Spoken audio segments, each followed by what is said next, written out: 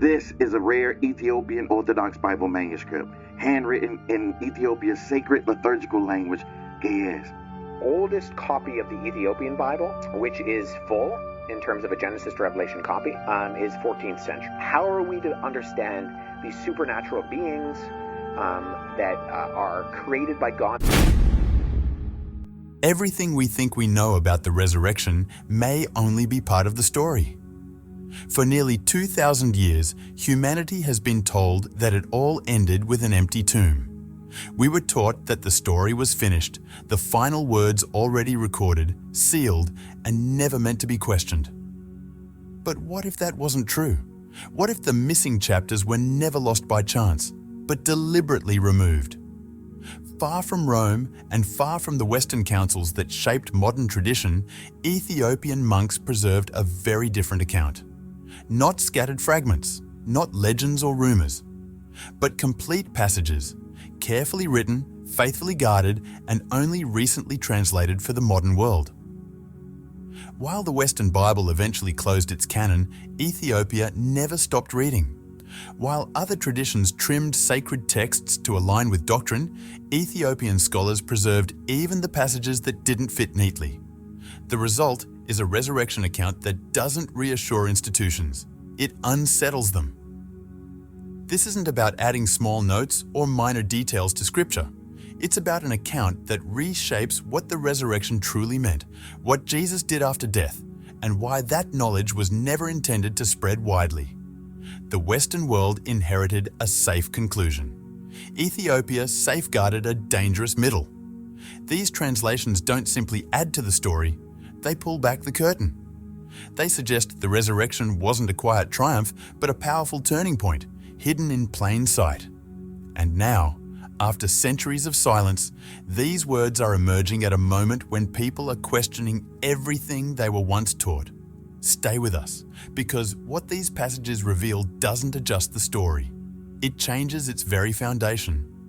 This is the Bible that was never shortened. Most people grow up believing there is only one Bible, one fixed book that has always existed in the same form. It's taught as complete, settled, and final. But history tells a quieter, very different story. Long before modern churches agreed on what belonged in Scripture and what did not, early Christian communities relied on many texts, letters, and teachings. Some were debated, some deeply respected, and others slowly faded from common use. The Ethiopian Orthodox Church chose a different path. Instead of reducing its scriptures over time, it preserved a far broader collection, keeping voices that others allowed to disappear. Ethiopia's Orthodox Tewahedo Church is one of the oldest and largest Christian traditions in Africa. But a recent split within its leadership last month triggered weeks of unrest, internal division, and even restrictions on social media use. What sets this church apart is its biblical canon, 81 books in total. That's 15 more than the Protestant Bible and 8 more than the Catholic version. These additional books are not modern additions, nor are they obscure writings invented in the Middle Ages. Many were already known and read by early Christians in the first centuries after Jesus' life, long before church councils began deciding which texts would be declared official scripture and which would be excluded. As Western churches gradually narrowed their canon, often in the name of clarity, unity, or control, Ethiopian monks chose a different path. They preserved everything.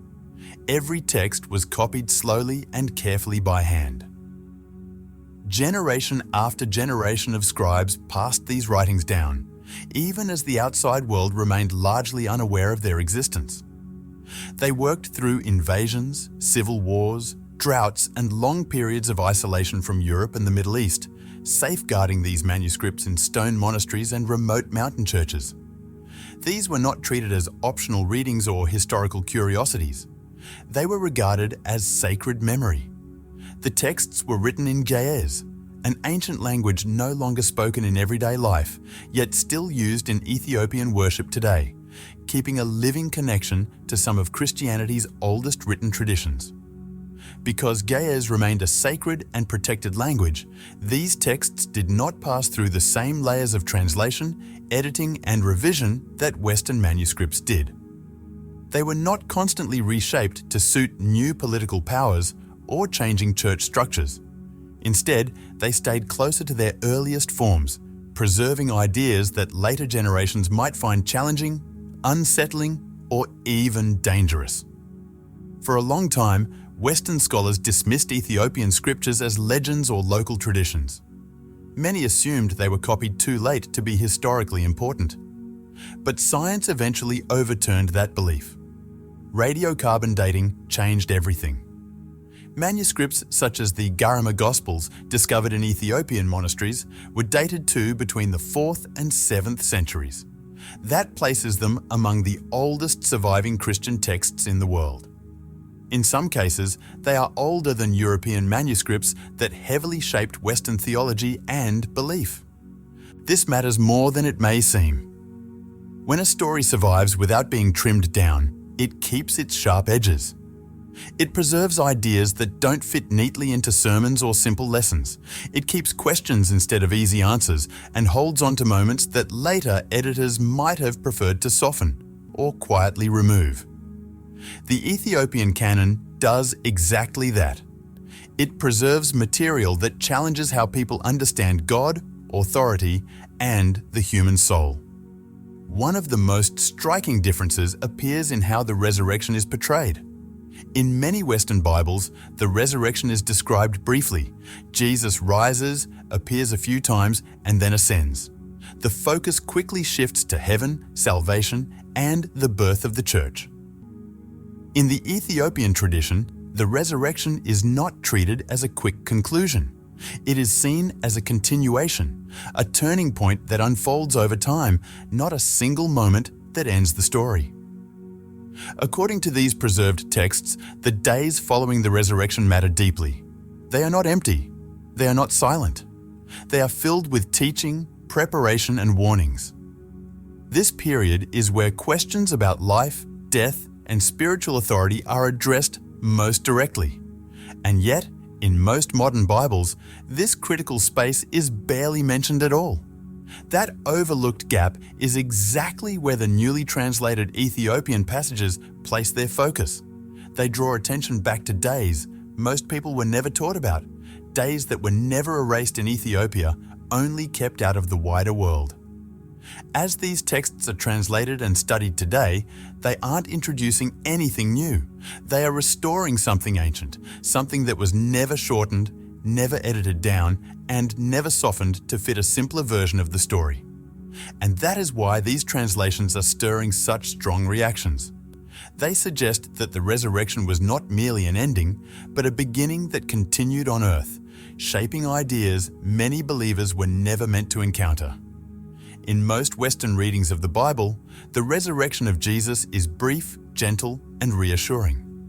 He appears to his followers for a short time, offers words of peace, and then ascends, leaving behind a sense of hope, closure, and a distant, untouchable God. It is easy to picture a quiet moment meant to comfort the grieving and calm the faithful. But the Ethiopian resurrection texts, now emerging after centuries of obscurity, present a strikingly different account. One that is far more complex, urgent, and transformative than anything Western Christianity has traditionally emphasized. According to these ancient writings, Jesus did not disappear shortly after revealing himself to his disciples. He remained with them for 40 days, fully present, deeply engaged, and completely focused on preparing them for what was to come. He did not remain silent. He did not withdraw. Each day was filled with teaching, guidance, and warnings about forces ordinary people could not see, yet which shaped every decision, every action, and every thought. The focus was not on stone monuments, grand buildings, or rituals that simply repeated sacred words. It was on the survival of the human soul, on equipping ordinary people with the knowledge, awareness, and inner strength needed to navigate a world divided between truth and deception. These texts describe a universe where the real divisions are not political or geographical, There are no armies to defeat, no nations to conquer.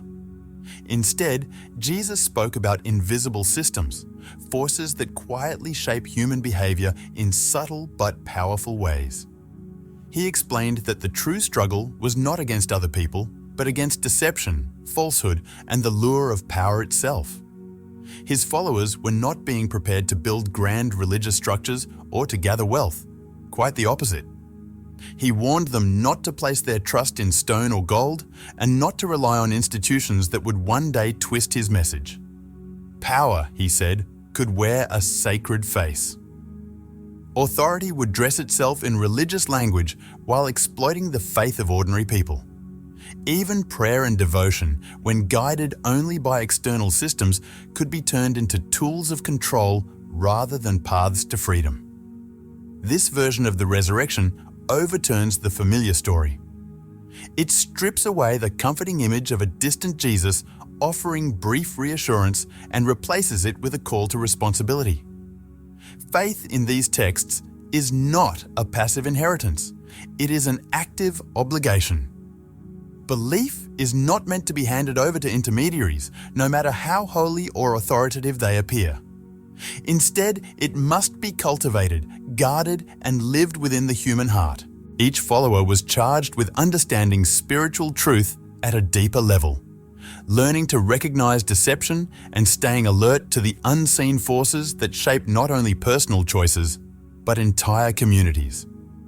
This was not a faith for the easily persuaded, nor a doctrine built on blind obedience. It demanded courage, discernment, and the willingness to face uncomfortable truths. Perhaps this is why the Ethiopian resurrection texts remained hidden for so long.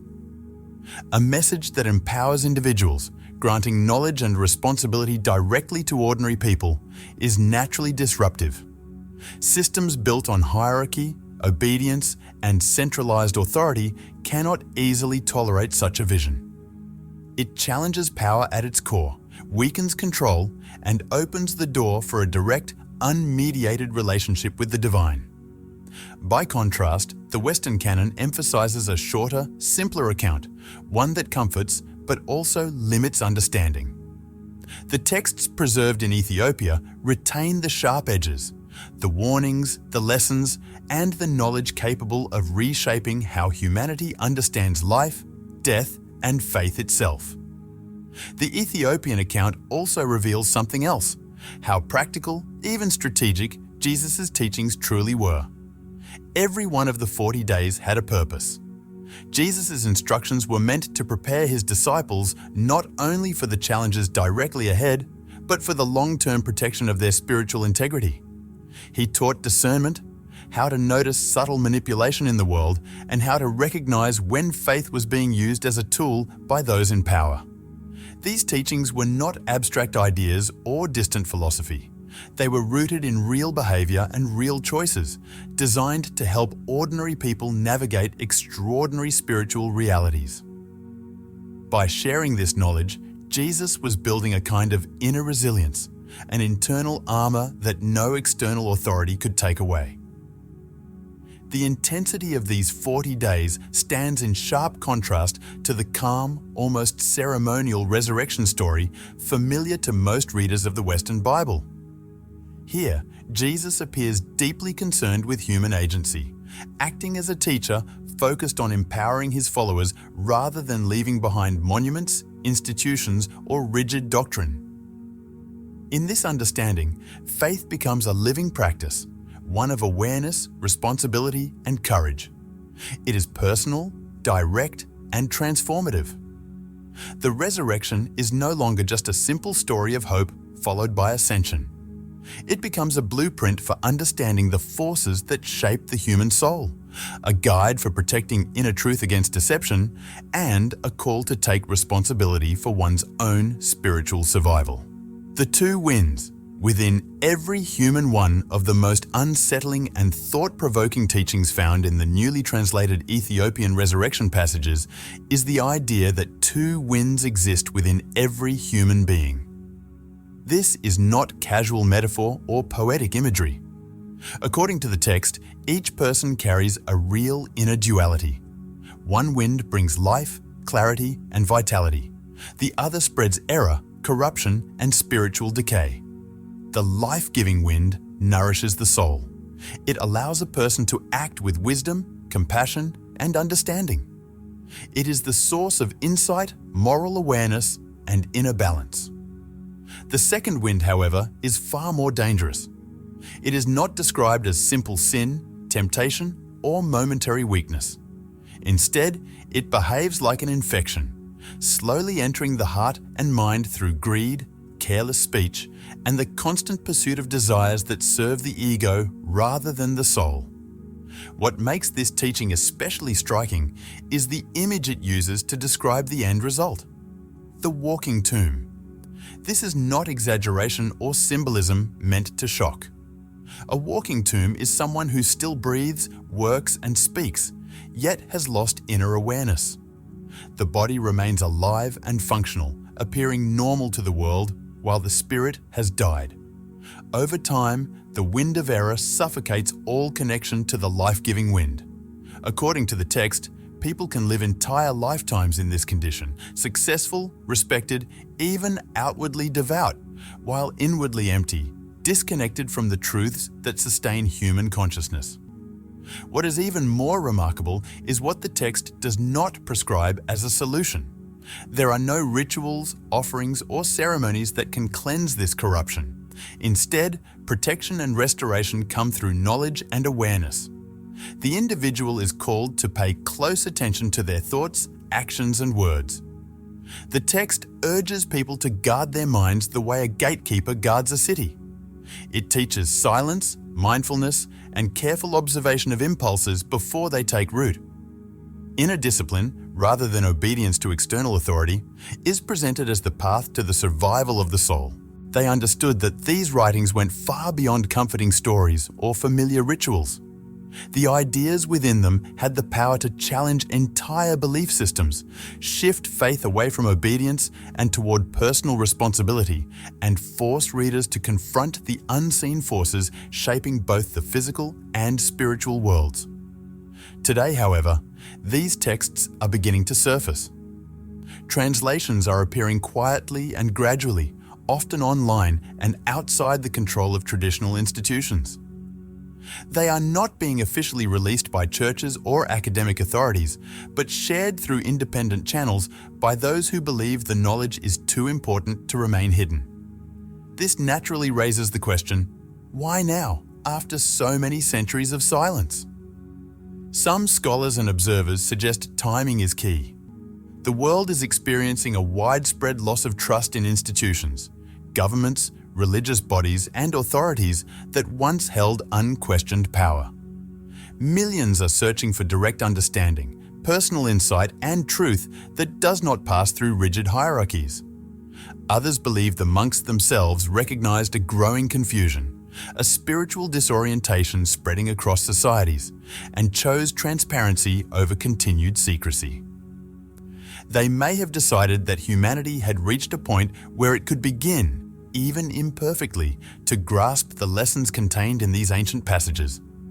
Whatever the exact reason, the appearance of these translations forces a question many have avoided for centuries. Was the resurrection meant only to confirm belief? Or was it meant to awaken responsibility? In the Ethiopian tradition, the resurrection was never meant to be a moment of closure or simple comfort. It was understood as an ongoing process, a set of instructions given to humanity before something darker emerged. It was a call to vigilance, to inner awareness, and to recognizing the two opposing forces within every person, forces that can either sustain life or slowly destroy the spirit. This perspective reshapes everything we think we know about the resurrection. It shifts the story from passive belief to active engagement, from quiet reassurance to the urgent responsibility of guarding one's own heart and mind. The translations appearing today are not just historical discoveries. They are a challenge.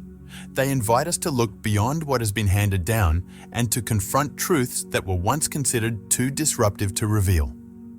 The resurrection story most people are familiar with is tidy and contained. It fits neatly into sermons and songs. It comforts without demanding change.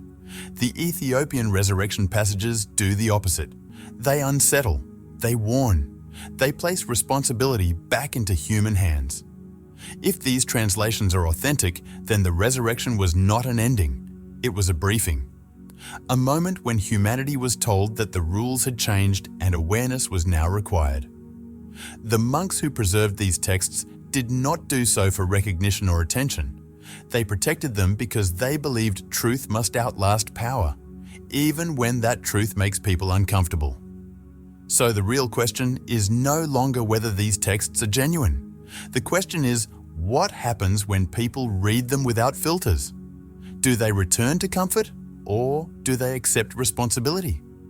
If the resurrection was meant to awaken humanity, then perhaps it is happening again, right now. Not through miracles, but through forgotten words finally being heard. Stay with us. This story is far from over, and what comes next may challenge far more than history itself.